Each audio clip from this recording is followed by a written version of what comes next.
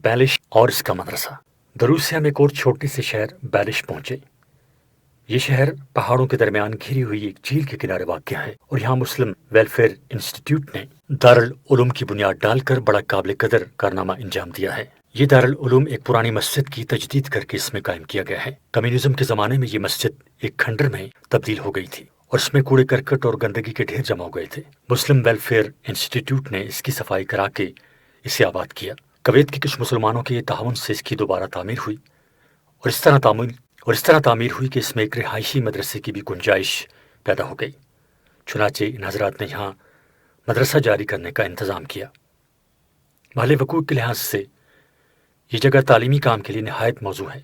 झील के किनारे पुरफ़िज़ा मकाम पर वाक़या है और शहरों के शोर व शगब से दूर। यहाँ मदरसा कायम करने के लिए मुनासिब उस्ताज़ और मदरसा के मुंतज़िम तलाश करना आसान नहीं था, लेकिन माशाअल्लाह मुस्लिम वेलफेयर इंस्टीट्यूट के इन जवान हजरात ने इस मुश्किल पर इस तरह काबू पाया कि हिंदुस्तान से 3 उलमा, मौलाना नज़ीर, मौलाना सिराज और मौलाना मकसूद साहिबान को यहाँ काम करने की दावत थी। इन तीनों नौजवान उलमा ने बड़े मुश्किल हालात में यहाँ काम शुरू किया। मकामी ज़बान सीखी और बड़ी मुश्किलात के बाद अपने घर वालों को यहाँ बुलाया।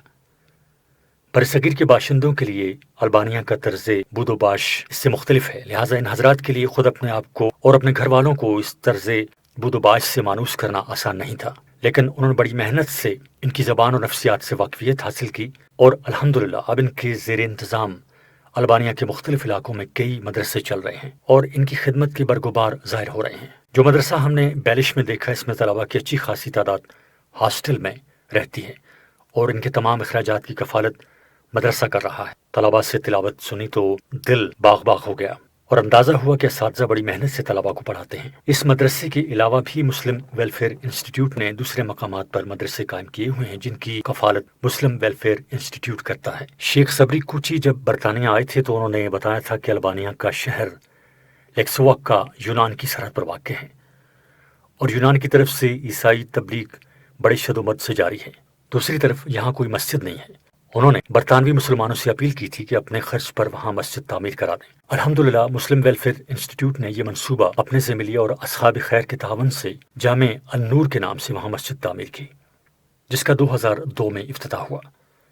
मसाजिद की तामीर और मदारस के क़याम के अलावा इस मुस्लिम वेलफेयर इंस्टीट्यूट ने बहुत से रिफाई काम भी अल्बानिया में शुरू किए। सर्दी के मौसम में कम्बलों वगैरह की तकसीम, गरीब इलाकों में ग़िज़ा की फराहमी, बाज़ पसमानदा खित्तों में पाइपलाइन बिछाना, बाज़ जगह दवाओं का इंतज़ाम, रमज़ान के ज़माने में अफ्तारी का अहतमाम, गर्ज़ इलाके की मुख्तलिफ ज़रूरियात के पेश नज़र उन्होंने मुख्तलिफ नौ खिदमात अंजाम दी हैं। तिराना और शेकोदरा के बाद मुल्क का तीसरा बड़ा शहर अल बेसान है जो मुल्क के वस्त में वाक़ है। बैलिश से हम इस शहर में पहुँचे। यहाँ की मस्जिद पाशा उस्मानी दौर की मस्जिद थी, मगर कम्युनिज्म के दौर में मुनहदिम हो गई थी। अब उसे असर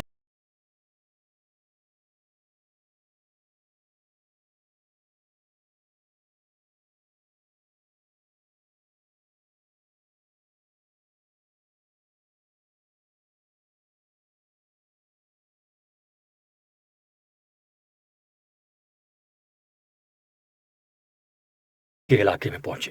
ये इलाका ओहरू नाव खूबसूरत झील के किनारे वाक़ है जिसके पस मंजर में मकदूनिया के पहाड़ नजर आते हैं।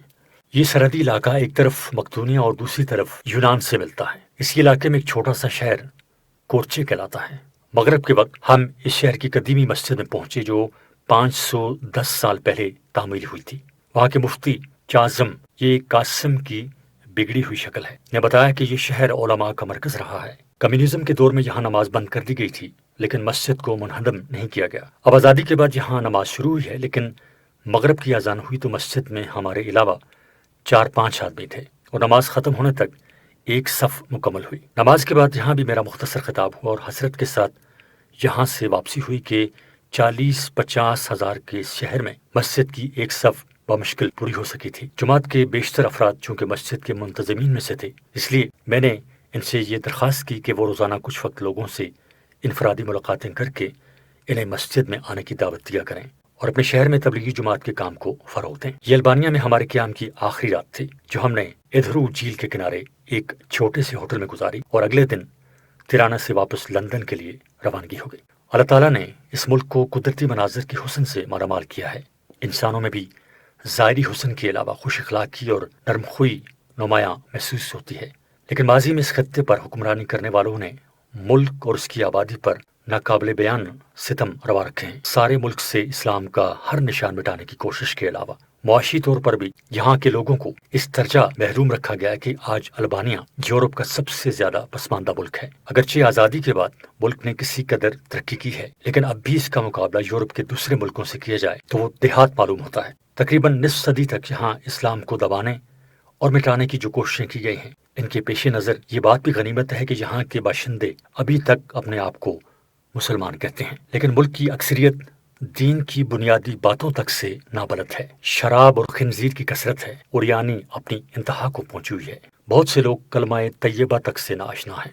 ان حالات میں یقیناً یہ خطہ اس بات کا مستحق ہے کہ عالم اسلام کی دینی اور سماجی تنظیمیں ہنگامی بنیادوں پر یہاں اپنا زور صرف کریں۔ البانیہ کے مختصر قیام کے دوران میں اس نتیجے پر پہنچا کہ فی الحال یہاں ایک تو تبلیغی جماعت کے کام کو مضبوط بنانے کی ضرورت ہے، اور دوسرے مسلم ویلفیئر انسٹیٹیوٹ نے جو خدمات یہاں شروع کر دی ہیں ان کے ساتھ تعاون کر کے اس ملک کی مختلف نوع ضروریات پوری کی جا سکتی ہیں۔ جو حضرات اس کار خیر میں اس کے ساتھ تعاون کرنا چاہیں، ان کے لیے انسٹیٹیوٹ کا مکمل پتہ یہ ہے: Muslim welfare institute, 35 Wellington street, S T Johns, Blackburn, Lancashire, BB 18 AF UK England. اس کے علاوہ مولانا حنیف صاحب سے برطانیہ میں اس ٹیلی فون نمبر پر بھی رابطہ کیا جا سکتا ہے: 00447753354810۔ وآخر دعوانا ان الحمدللہ رب العالمین۔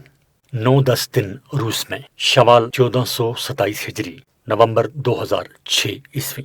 حمد و ستائش اس ذات کے لیے ہے جس نے اس کارخانہ عالم کو وجود بخشا، اور درود و سلام اس کے آخری پیغمبر صلی اللہ علیہ وآلہ وسلم پر جنہوں نے دنیا میں حق کا بول بالا کیا۔ اب سے تقریباً 6 ماہ پہلے ماسکو کے ایک مسلمان تاجر عبدالسلام صاحب تبلیغی جماعت کے سلسلے میں پاکستان آئے۔ اس دوران انہوں نے مجھ سے ملاقات کی اور بتایا کہ روس میں مسلمانوں کی بہت بڑی تعداد آباد ہے، لیکن علماء نہ ہونے کے برابر ہیں۔ اب جب کہ روسی مسلمانوں کو کسی قدر مذہبی آزادی ملی ہے، دینی مسائل میں انہیں رہنمائی کی ضرورت ہے۔ ان کے بہت سے مسائل ہیں جن کا اندازہ برسر زمین ہی ہو سکتا ہے۔ اس لیے ہماری فرمائش ہے کہ آپ کچھ دنوں کے لیے روس آئیں، وہاں کے حالات کا مشاہدہ کریں، اور اصلاحی خطبات کے علاوہ نہ صرف ان مسائل کے سلسلے میں لوگوں کو مشورے دیں، بلکہ کوئی ایسا مستقل انتظام بھی سوچیں جس کے ذریعے مسلمانوں کی یہ ضروریات پوری ہوتی رہیں۔ عبدالسلام صاحب میرے پاس تبلیغی جماعت کے سرگرم کارکن جناب عرفان جان صاحب کے ساتھ آئے تھے۔ وہ اس سے پہلے جماعت کے ساتھ روس میں کافی وقت گزار چکے تھے۔ انہوں نے بھی عبدالسلام صاحب کی تائید کی اور یہ عندیہ ظاہر کیا کہ اگر میں اس سفر کے لیے تیار ہوں تو وہ بھی میرے ساتھ چلیں گے۔ میں نے یہ دعوت قبول تو کر لی، لیکن عملاً اس سفر کی نوبت اس سال عید الفطر کے 6 دن بعد 1 نومبر 2006 کو آئی۔ تبلیغی جماعت کے دوسرے فعال رہنما جناب جاوید ہزاروی، جن کے ساتھ میں قرغیزستان کا سفر کر چکا تھا، وہ بھی ساتھ جانے پر آمادہ ہو گئے۔ دبئی میں ایک میٹنگ سے فارغ ہونے کے بعد جناب جاوید ہزاروی صاحب اور جناب عرفان جان صاحب کے ہمراہ میں 1 نومبر کی صبح کو ماسکو کے لیے روانہ ہوا اور 5 گھنٹے کی پرواز کے بعد ماسکو کے ایئرپورٹ پر اترا۔ عبدالسلام صاحب اور ان کے رفقا استقبال کے لیے موجود تھے، اور انہوں نے VIP لاؤنج کی سہولت کا انتظام کر رکھا تھا۔ ماسکو میں ہلکی برف باری شروع ہو چکی تھی، دن بہت چھوٹا ہو رہا تھا، اور ہم ظہر کے بالکل آخر وقت میں ایئرپورٹ کی کاروائیوں سے فارغ ہوئے۔ چنانچہ پہلے زور اور پھر عصر کی نماز VIP لاؤنج ہی میں ادا کی، اور پھر قیام گاہ پہنچے تو مغرب ہو چکی تھی، اور وہ رات یہاں کے احباب سے ملاقات اور سفر کے پروگرام کو آخری شکل دینے میں گزر گئی۔ عبدالسلام صاحب نے بتایا کہ روس کے ہر صوبے میں مسلمانوں کی بہت بڑی تعداد موجود ہے۔ صرف ماسکو میں تقریباً 12 سے 15 لاکھ کے درمیان مسلمان رہتے ہیں، جن میں بہت بڑی تعداد چیچنیا اور تاتارستان کے لوگوں کی ہے، اور پھر ایران، افغانستان اور ہند و پاک سے آنے والوں کی تعداد بھی کافی ہے۔ البتہ روس کے 2 صوبے ایسے ہیں جن میں مسلمان سب سے زیادہ ہیں۔ ایک داغستان، جہاں کی کم از کم 90% آبادی مسلمان ہے، اور دوسرے تاتارستان، جہاں مسلمانوں کا تناسب 52% ہے۔ چنانچہ باہمی مشورے سے یہ طے پایا کہ اس دورے میں 2 راتیں ماسکو میں گزارنے کے بعد پہلے داغستان کا سفر کیا جائے اور اس کے بعد تاتارستان کا، اور یہاں سے واپسی کے بعد ماسکو میں مزید 2 روز صرف کیے جائیں۔ ماسکو میں فی الحال 5 بڑی مسجدیں ہیں اور ان کے علاوہ مختلف علاقوں میں مسلمانوں نے نماز پڑھنے کے لیے چھوٹے چھوٹے مصلے بھی بنائے ہوئے ہیں۔ ان 4 بڑی مسجدوں میں ایک مسجد پراسپیکٹ میرا کے محلے میں ہے۔ پراسپیکٹ روسی زبان میں بڑی سڑک کو کہا جاتا ہے اور یہ مسجد اسی سڑک کے نام سے پہچانی جاتی ہے۔ 2 نومبر کو مغرب کے بعد اس مسجد میں میرا خطاب تھا۔ یہی مسجد روس کے الدارالدینیہ کا مرکز ہے، جس میں روس کے مفتی اعظم کا سیکریٹریٹ بھی ہے۔ اور جیسا کہ میں نے کرغزستان کے سفر نامے میں لکھا ہے، جو ممالک کمیونسٹ روس کے ماتحت رہے ہیں، ان میں اگرچہ دینی سرگرمیوں پر بحیثیت مجموعی پابندی تھی، لیکن کسی مصلحت سے انہوں نے بخارا میں ایک مدرسہ سرکاری انتظام میں باقی رکھا تھا، جس میں اپنے معتمد افراد کو عربی اور اسلامی علوم سے فی الجملہ آشنا کر کے انہیں مفتی کے منصب پر فائز کر دیتے تھے۔ کمیونزم کے زمانے میں اس منصب کی حیثیت زیادہ تر نمائشی قسم کی تھی، لیکن کمیونزم کے بعد جب مذہبی آزادی دی گئی تو اس منصب کو باقی رکھا گیا، اور اب یہ ادارہ واقعتاً دینی کام کر رہا ہے، اور اس کی حیثیت کچھ ایسی ہو گئی ہے جیسے اسلامی ممالک میں وزارت مذہبی امور کی ہوتی ہے۔ ان کے ادارے کو الدارالدینیہ کہا جاتا ہے اور اس کے سربراہ کو مفتی۔ یہ ادارہ مساجد کے انتظام اور مسلمانوں کے نکاح و طلاق اور دوسرے مسائل میں ان کی مدد کرتا ہے، اور ملک بھر میں دینی سرگرمیاں اسی ادارے کے تحت انجام پاتی ہیں۔ اگرچہ اب روس میں مذہبی آزادی ہے، لیکن اس وقت دنیا بھر میں دیندار مسلمانوں کے سلسلے میں جو شکوک و شبہات پیدا کر دیے گئے ہیں، ان کی بنا پر جو سرگرمی اس ادارے کے تعاون کے بغیر ہو، اسے شک و شبہ سے دیکھا جاتا ہے، اور ایسے لوگوں کو جو اس ادارے سے کوئی نسبت رکھے بغیر اس قسم کا کام کریں، سخت قسم کی تفتیش کا سامنا کرنا پڑتا ہے۔ بعض اوقات ان شبہات کی وجہ سے ان لوگوں کو قید و بند کی صعوبتیں بھی برداشت کرنی پڑتی ہیں۔ ملک بھر کی سطح پر اس ادارے کے سربراہ مفتی عین الدین صاحب ہیں۔ یہاں روس میں آئین کا تلفظ عام طور سے غین کی طرح کیا جاتا ہے، اس لیے لوگ انہیں غین الدین کہتے ہیں۔ ہمارے میزبانوں نے ان سے میرا تعارف کرا کر ہمارے لیے روس کا ویزا انہی کے ذریعے جاری کر دیا تھا۔ روس میں ویزا کی ایک خاص قسم مذہبی ویزا کہلاتی ہے۔ مفتی صاحب کے ذریعے ہمارے لیے اسی قسم کا ویزا جاری کیا گیا تھا۔ اس میں سہولت یہ تھی کہ ہم اس کے ذریعے ہر قسم کا دینی کام کر سکتے تھے، جس میں عوامی دینی تقریریں بھی شامل تھیں۔ مفتی صاحب نے ایک خط بھی ہمارے لیے لکھ کر دیا تھا، جس میں کہا گیا تھا کہ الدارت الدینیہ کے مہمان ہیں اور انہیں ہر قسم کی سہولیات وہاں پہنچائی جائیں۔ مفتی صاحب کا پورا سیکریٹریٹ اسی پراسپیکٹ میرا کی مسجد کے ساتھ ایک عمارت میں قائم ہے۔ مفتی صاحب اگرچہ بذات خود اس وقت سفر پر تھے، لیکن ان کے نائبین نے ہمارا اکرام کیا اور بتایا کہ آپ کے دورے کے آخر میں وہ واپس آ جائیں گے۔ ہمیں بتایا گیا کہ کمیونزم کے دور میں بہت سے مسلمانوں نے اس کو بندش سے بچانے کے لیے اس مسجد کے دروازے پر جام شہادت نوش کیا۔ مغرب کی نماز کے بعد اسی مسجد میں عربی زبان میں میرا بیان ہوا، جس کا روسی ترجمہ سائبیریا کے ایک عالم شیخ ذاکر نے کیا، جو تیونس کی جامعہ زیتونہ سے پڑھے ہوئے ہیں اور ماسکو اور قازان میں میری ترجمانی کے لیے میرے ہم سفر رہے۔ مجمع ماسکو کے لحاظ سے خاصا تھا اور لوگوں نے بڑی توجہ اور دلچسپی سے گھنٹے بھر کی یہ تقریر سنی، جس میں نے انہیں وہاں کے حالات کے مناسب دینی زندگی گزارنے کے لیے مشورے پیش کیے تھے۔ ماسکو کے باقی حالات میں انشاءاللہ آگے ذکر کروں گا۔ داغستان میں قرارداد کے مطابق 3 نومبر کو دوپہر 1 بجے ہم ماسکو سے سائبیرین ایئر لائن کے طیارے کے ذریعے داغستان کے لیے روانہ ہوئے اور 2.5 گھنٹے کی پرواز کے بعد صوبہ داغستان کے دارالحکومت ششکلا کے ایئرپورٹ پر اترے۔ داغستان ماسکو سے جنوب میں بحر خزر یعنی کیسپین سی اور کوہکاف کے سلسلے کے درمیان ایک وسیع و عریض خطہ ہے۔ جیسا کہ میں انشاءاللہ آگے ذکر کروں گا، اس خطے کا بیشتر علاقہ صحابہ کرام رضی اللہ عنہم ہی کے دور میں فتح ہو کر مسلمانوں کے زیر نگی آ چکا تھا، اور اس کے بعد تقریباً 1000 سال تک اس پر مختلف مسلمان بادشاہوں کی حکومت رہی، اور آخر میں وہ خلافت عثمانیہ کے ماتحت رہا، اور کچھ عرصہ اس پر صفویوں اور قاجاریوں کی بھی حکومت رہی۔ اس کے بعد روس کے بادشاہوں نے بار بار اس پر حملے کیے اور کئی مرتبہ اس پر قبضہ کیا۔ بالآخر 13ویں صدی ہجری میں امام شامل آفندی رحمۃ اللہ علیہ نے یہاں اپنی حکومت قائم کی۔ امام شامل رحمۃ اللہ علیہ داغستان ہی کے باشندے تھے اور بڑے عالم اور نقشبندی سلسلے کے شیخ بھی تھے۔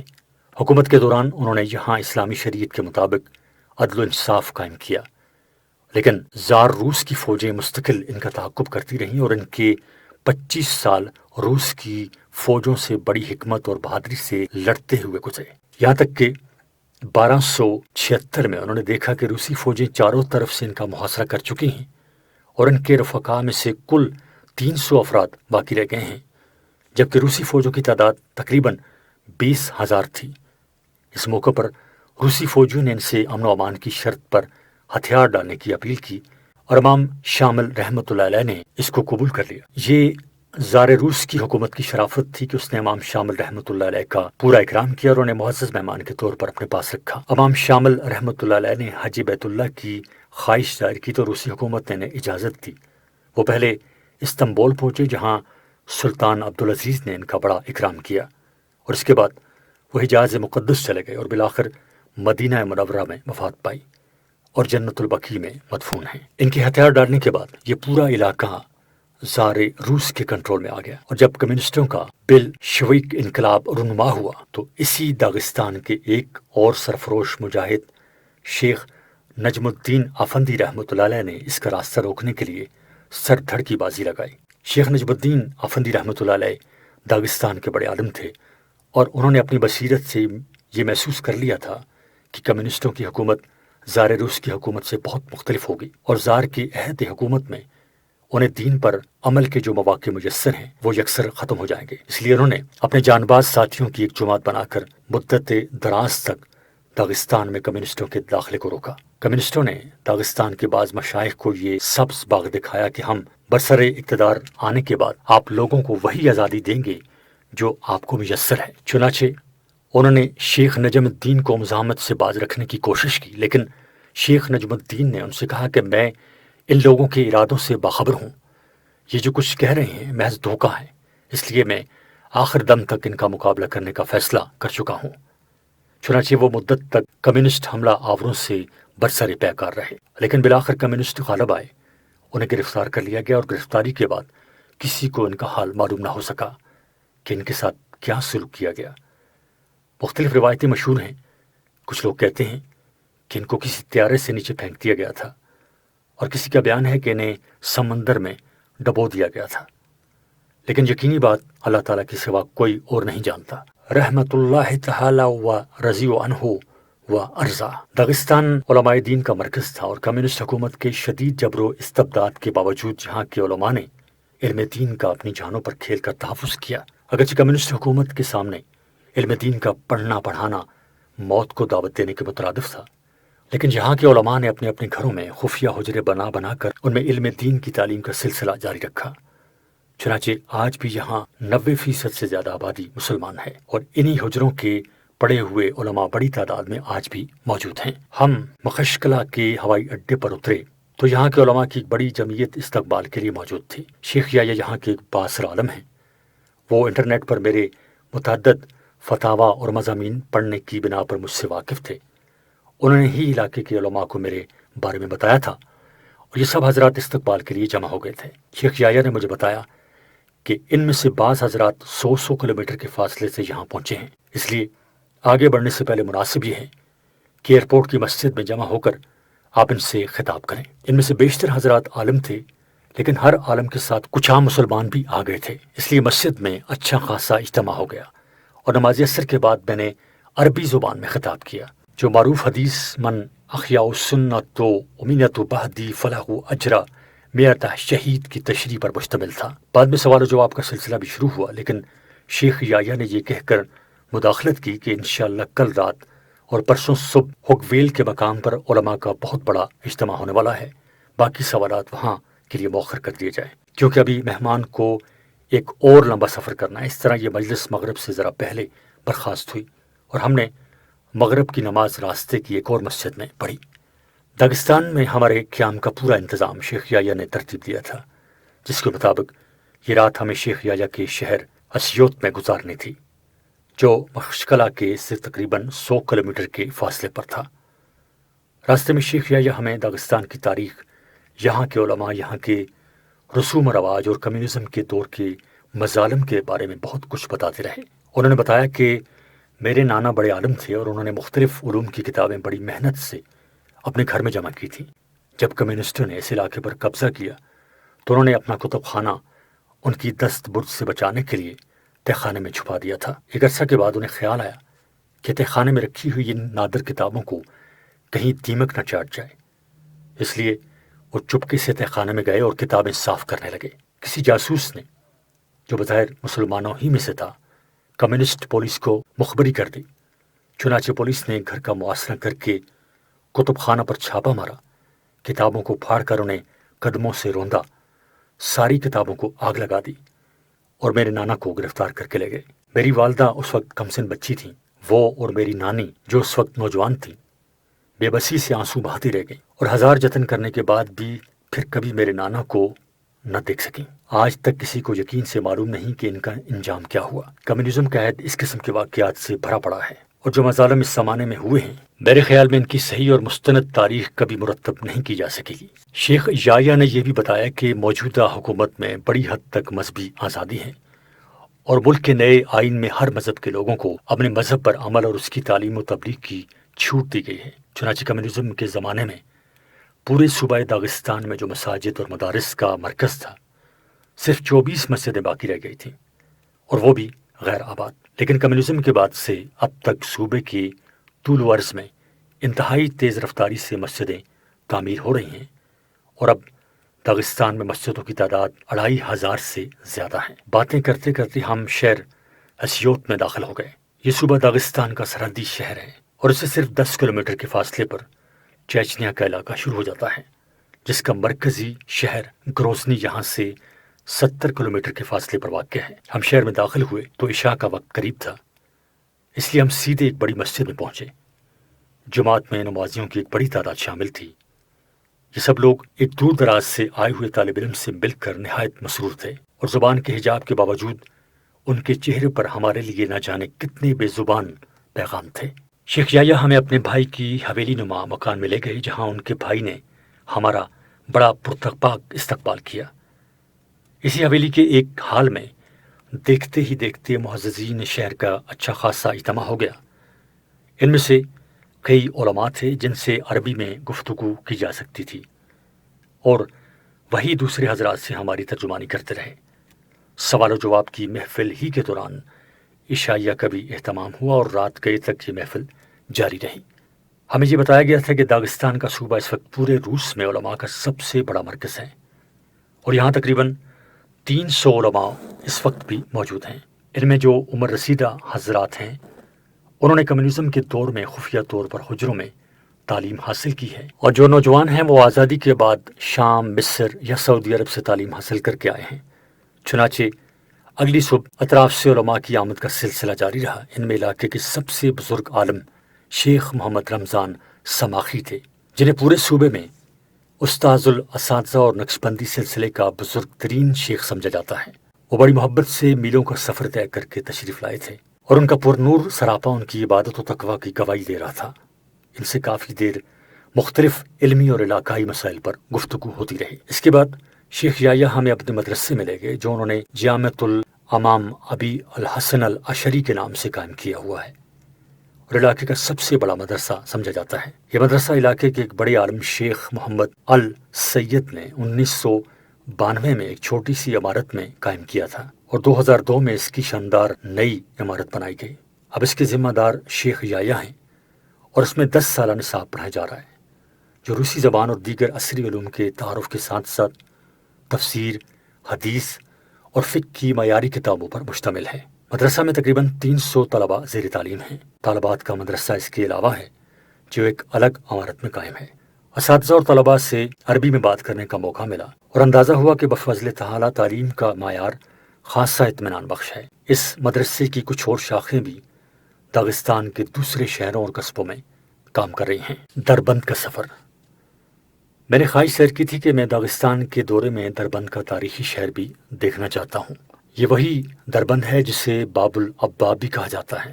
ایسے صحابہ کرام رضی اللہ عنہم نے فتح کیا تھا اور وہاں تقریباً 40 صحابہ کرام رضی اللہ عنہم کی قبریں بھی ہیں۔ شیخ یحییٰ نے اس سفر کا بڑے ذوق و شوق سے انتظام کیا، چونکہ چیچنیا کا علاقہ یہاں سے قریب ہے اور وہاں آزادی کی تحریک چل رہی ہے، اس لیے داغستان میں جگہ جگہ پولیس کی طرف سے چیکنگ ہوتی ہے۔ شیخ یحییٰ نے داغستان کی اسمبلی کے ایک رکن کو میرے بارے میں بتایا تو وہ بڑی محبت سے اپنی شاندار گاڑی خود چلا کر ہمیں وہاں لے جانے کے لیے تیار ہو گئے۔ بخشکلہ اور ہکویل کے علماء کو پتہ چلا تو انہوں نے بھی خواہش ظاہر کی کہ وہ اس سفر میں ہمارے ساتھ ہوں۔ چنانچہ 8-10 گاڑیوں پر مشتمل ہمارا قافلہ دربند کے لیے روانہ ہو گیا اور تقریباً 3.5 گھنٹے کے سفر کے بعد دربند شہر میں داخل ہوا۔ یہاں ایک مسجد کے ساتھ قدیم طرز کا ایک مدرسہ بنا ہوا ہے جس کی سربراہی علاقے کی ایک بااثر شخصیت شیخ سراج الدین کے پاس ہے۔ ہم یہاں نماز ظہر کے وقت پہنچے اور نماز اسی مسجد میں ادا کی اور اس کے بعد دربند کے قدیم شہر کی طرف روانہ ہوئے جو ایک پہاڑ کے دامن میں واقع ہے، اور پہاڑ کے اوپر دربند کا مشہور تاریخی قلعہ ہے جو صدیاں گزر جانے کے باوجود اب بھی شان و شکوہ کی تصویر ہے۔ قلعے کے برج سے گرد و پیش کا دل آویز منظر ناقابل فراموش تھا۔ پہاڑ کے دامن میں دور تک پھیلا ہوا دربند شہر، اس کے پیچھے افق تک بحر خزر یعنی کیسپین سی کا نیلگوں پانی اور قلعے کے دائیں بائیں سرسبز پہاڑ اور وادیاں۔ دیر تک ہمارے تمام رفقا اس منظر سے لطف اندوز ہوتے رہے۔ سد ذوالقرنین۔ ایک خاص وجہ جس کی بنا پر میں دربند دیکھنا چاہتا تھا یہ تھی کہ بعض معاصر علماء نے یہ خیال ظاہر کیا ہے کہ قرآن کریم نے حضرت ذوالقرنین کی تعمیر کی ہوئی جس دیوار کا ذکر فرمایا ہے اور جو یاجوج و ماجوج کی قتل و غارت گری سے بچاؤ کے لیے تعمیر کی گئی تھی وہ دربند میں واقع تھی، اور ان حضرات کا کہنا یہ بھی ہے کہ اس دیوار کے کچھ آثار اب بھی باقی ہیں۔ چنانچہ میں نے اس قلعے کے برج پر پہنچنے کے بعد علاقے کے علماء سے دربند کی اس دیوار کے بارے میں معلومات کی تو انہوں نے ایک شکستہ فصیل کی طرف اشارہ کیا جو اس قلعے کے دامن میں نظر آ رہی تھی، لیکن اس دیوار کے سد ذوالقرنین ہونے کا قرینہ دور دور تک محسوس نہیں ہوتا۔ اس کی سب سے بڑی وجہ یہ ہے کہ یہ دیوار پہاڑ کے دامن سے شروع ہوئی ہے اور دربند شہر کے میدانی علاقے سے گزرتی ہوئی سمندر تک پہنچی ہے، اور یہ پہاڑوں کے درمیان نہیں ہے۔ حالانکہ قرآن کریم کے بیان سے معلوم ہوتا ہے کہ ذوالقرنین نے جو دیوار تعمیر کی تھی وہ 2 پہاڑوں کے درمیانی درے کو بند کرنے کے لیے بنائی تھی۔ قلعے کے جس برج پر ہم کھڑے تھے وہ ایک پہاڑ کے سرے پر واقع ہے اور اس سے کچھ فاصلے پر ایک اور پہاڑ ہے، اور دونوں پہاڑوں کے درمیان ایک درہ بھی ہے، لیکن اول تو اس درے میں کسی دیوار کا کوئی سراغ نہیں ملتا، دوسرے یہ کہ پہاڑ اتنے اونچے نہیں ہیں کہ وہ یاجوج ماجوج جیسی مخلوق کے لیے ناقابل عبور ہوں، اس لیے اس درے میں اگر کوئی دیوار تعمیر بھی کی جاتی تو اس سے یاجوج ماجوج کا راستہ روکنا بعید از قیاس معلوم ہوتا ہے۔ تیسرے، دربند کی وہ دیوار جو پہاڑوں سے سمندر تک میدانی علاقے میں بنائی گئی تھی، اس کے بارے میں تاریخ میں یہ مذکور ہے کہ وہ نوشیروان نے دوسری طرف کے حملہ آوروں سے بچنے کے لیے تعمیر کی تھی۔ اس لیے یہاں پہنچنے کے بعد اس بات کا تقریباً یقین ہو جاتا ہے کہ دربند کی اس دیوار کو سد ذوالقرنین قرار دینا کسی طرح درست نہیں ہے۔ حضرت مولانا حفظ الرحمان سبہاروی رحمۃ اللہ علیہ نے اپنی محققانہ کتاب قصص القرآن میں بھی دربند حصار کی دیوار کو سد ذوالقرنین قرار دینے کی جس دلائل سے تردید کی ہے، یہاں پہنچنے کے بعد ان کی پوری تصدیق ہو جاتی ہے۔ البتہ کوہ قفقاز کا یہی پہاڑی سلسلہ جس پر دربند کا قلعہ واقع ہے مغرب میں مزید آگے بڑھ کر بلند ہوتا گیا ہے، اور انہی بلند پہاڑوں کے درمیان ایک درہ داریال کہلاتا ہے، اور یہاں ایک لوہے اور پگھلے ہوئے تانبے کی ایک دیوار کے آثار ملے ہیں۔ حضرت مولانا حفظ الرحمان سبہاروی صاحب کا خیال یہ ہے کہ سد ذوالقرنین اس درے کو بند کرنے کے لیے تعمیر کی گئی تھی۔ قصص القرآن صفحہ 218-219 جلد سوم۔ بہرکیف کچھ دیر دربند حصار کی سیر کے بعد ہمارا قافلہ پہاڑ سے نیچے اتر کر دربند شہر میں داخل ہوا۔ یہاں ایک بڑے قبرستان کے درمیان ایک چھوٹی سی 4 دیواری میں ایک چھوٹا سا قبرستان بنا ہوا ہے جس کے بارے میں یہ بات تواتر سے مشہور ہے کہ یہ 40 صحابہ کرام رضی اللہ عنہم کی قبروں پر مشتمل ہے۔ حضرات صحابہ کرام رضی اللہ تعالیٰ عنہم اس علاقے میں حضرت فاروق اعظم رضی اللہ تعالیٰ عنہ کے عہد خلافت ہی میں پہنچ چکے تھے۔ اس بات پر تو مورخین متفق ہیں کہ صحابہ کرام رضی اللہ عنہم آرمینیا اور آذربائیجان کی فتح کے بعد اس علاقے کی طرف متوجہ ہوئے۔ پھر بعض روایات سے معلوم ہوتا ہے کہ دربند حضرت سراقہ ابن عمرو رضی اللہ تعالیٰ عنہ کی قیادت میں سلحن فتح ہوا، اور بعض روایات میں دربند کا فاتح حضرت سلمان بن ربیعہ باہلی رضی اللہ تعالیٰ عنہ کو قرار دیا گیا ہے۔ دربند تو آسانی سے فتح ہو گیا تھا، لیکن یہاں خضر کے نام سے جو قوم آباد تھی اس نے ہل خبر کو اپنا مرکز قرار دے کر مسلمانوں سے کافی عرصہ تک لڑائی جاری رکھی، اور اسی میں حضرت سلمان بن ربیعہ رضی اللہ تعالیٰ عنہ اور ان کے متعدد رفقا شہید ہوئے۔ اس چھوٹے سے قبرستان میں 40 پرانے طرز کی قبریں بنی ہوئی ہیں، جن کے بارے میں کہا جاتا ہے کہ یہ صحابہ کرام رضی اللہ عنہم کی قبریں ہیں، اور ان میں سے ایک قبر کے بارے میں مشہور ہے کہ یہ حضرت سلمان بن ربیعہ رضی اللہ عنہ کی قبر ہے۔ حضرت سلمان بن ربیعہ رضی اللہ تعالیٰ عنہ کو بہت سے محدثین نے تو صحابہ میں شمار کیا ہے، اور متعدد حضرات انہیں تابعی قرار دیتے ہیں۔ حضرت عمر رضی اللہ تعالیٰ عنہ نے انہیں کوفہ کا قاضی بھی مقرر فرمایا تھا، اور صحیح مسلم میں ان کی ایک حدیث بھی مروی ہے، اور ان کے بارے میں یہ روایت ہے کہ وہ ہر سال حج کیا کرتے تھے، رضی اللہ عنہ و ارضا۔ الاصحابہ صفحہ 61 جلد دوم و تہذیب التہذیب صفحہ 136 جلد چہارم۔ بحمدللہ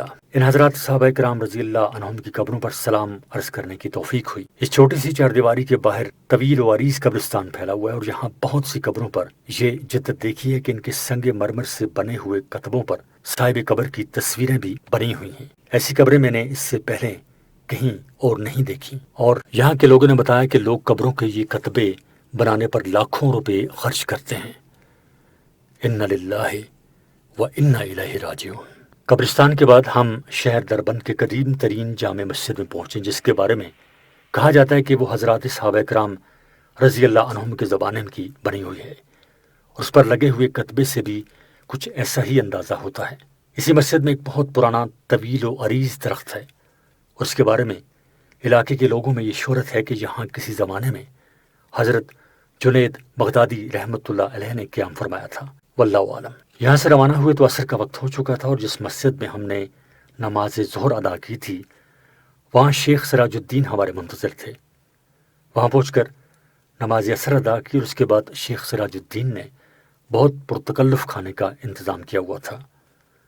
شیخ سراج الدین علاقے میں ایک روایتی پیر کی حیثیت سے مشہور ہیں، اور اپنے علم سے زیادہ اپنی خوش طبعی اور خدمت خلق کے حوالے سے لوگوں میں مقبول ہیں۔ مسجد کے ساتھ جو ابتدائی مدرسہ انہوں نے قائم کیا ہے، اس کے انداز و ادا میں ہمارے صوبہ سرحد کے دیہاتی مدارس کی کافی شباہت ہے۔ کوہ کاف پر ایک رات۔ کھانے کے بعد ہم یہاں سے روانہ ہوئے۔ اب یہ ایک خاصا طویل سفر درپیش تھا۔ یہاں سے تقریباً 100 کلومیٹر کے فاصلے پر ایک قصبہ بگویل کے نام سے مشہور ہے، اور آج کی رات وہاں دور دور کے علماء کا ایک بڑا اجتماع رکھا گیا تھا، اور ہمیں رات بھی وہیں گزارنی تھی۔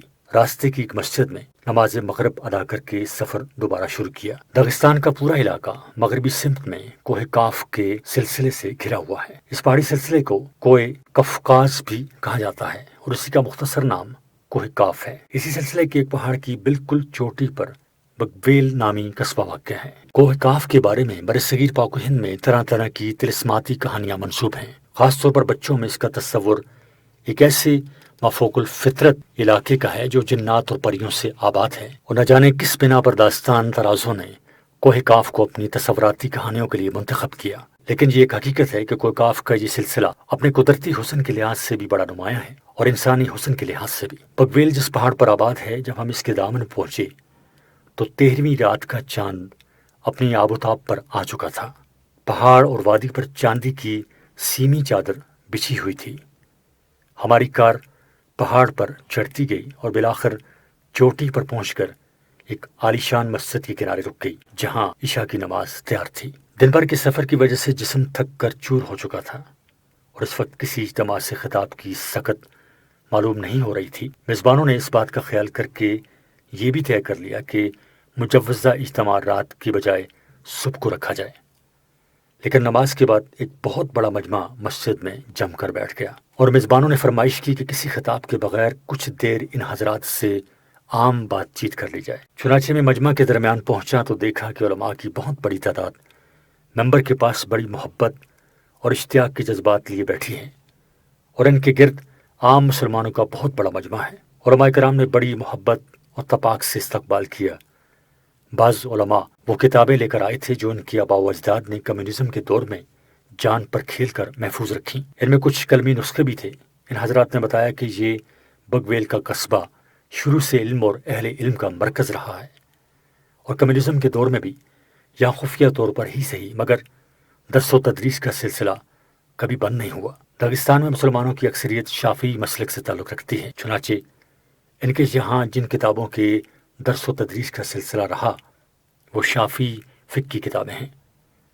یہ سب حضرات خاصی بے تکلف ہی سے عربی زبان میں بات کر رہے تھے۔ ان سے کچھ ہی دیر گفتگو کر کے اندازہ ہوا کہ ماشاءاللہ ان کی علمی استعداد اور مطالعہ بڑا مضبوط ہے، اور پھر ایک ہی ملاقات میں ایسا محسوس ہوا کہ جیسے ہم مدت سے ایک دوسرے کو جانتے ہیں۔ اسی گفتگو کے دوران یہاں کے سب سے بااثر عالم شیخ محی الدین نے مجھ سے کہا کہ اس وقت عام مسلمانوں کا بھی بڑا مجمع دیر سے آپ کا منتظر ہے، اس لیے مختصر ہی صحیح ان سے کچھ خطاب ہو جائے تو اچھا ہے۔ ان حضرات کی محبت، خلوص اور دینی جذبے کی برکت تھی کہ اس وقت تک تھکن کا احساس کافور ہو چکا تھا، اور میں نے بات شروع کی تو یہ خطاب تقریباً 1 گھنٹے جاری رہا۔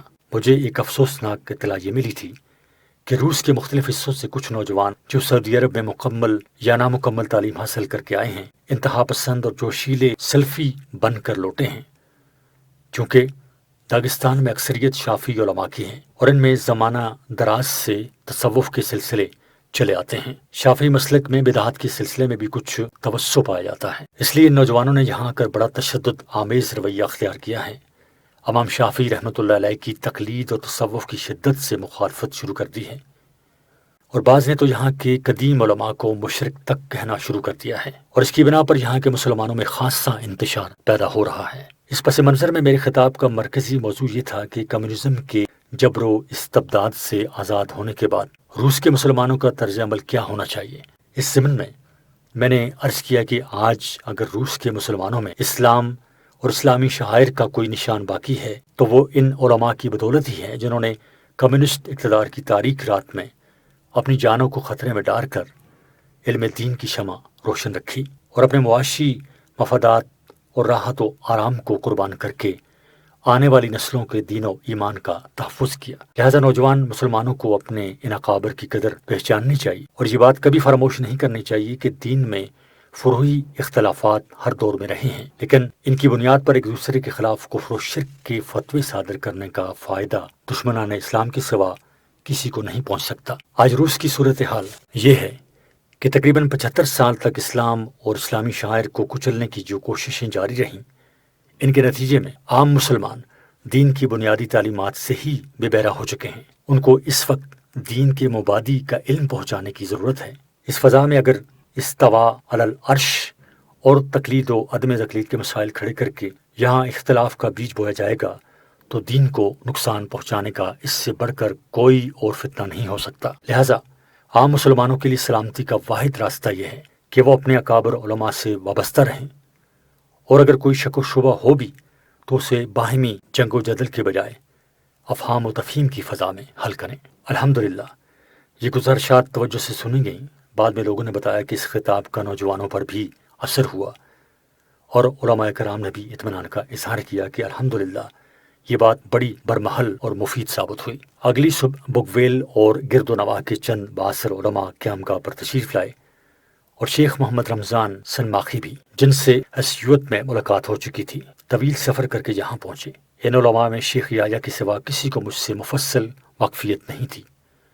دوسری طرف آج کی فضا میں جن بہت سے غیر معتدل خیالات کا چرچا ہے، ان کے پیش نظر ان کے دل میں یہ خطرہ پیدا ہونا ایک فطری بات تھی کہ یہ شخص ہماری صفوں میں کوئی گمراہی لے کر تو نہیں آ گیا۔ اس اطمینان کے حصول کے لیے انہوں نے بڑی شائستگی سے مؤدب انداز میں عقیدے اور طرز فکر سے متعلق بہت سے سوالات اس انداز میں کیے جیسے وہ ان مسائل کے بارے میں معلومات حاصل کرنا چاہتے ہیں، لیکن میرا اندازہ یہ ہے کہ ان سوالات کا مقصد میرے عقیدہ و مسلک کو ٹٹولنا تھا، اور جب ان سوالات کا جواب انہیں اطمینان بخش حد تک مل گیا تو ان کی مسرت اور والہیت کا کوئی ٹھکانہ نہیں تھا۔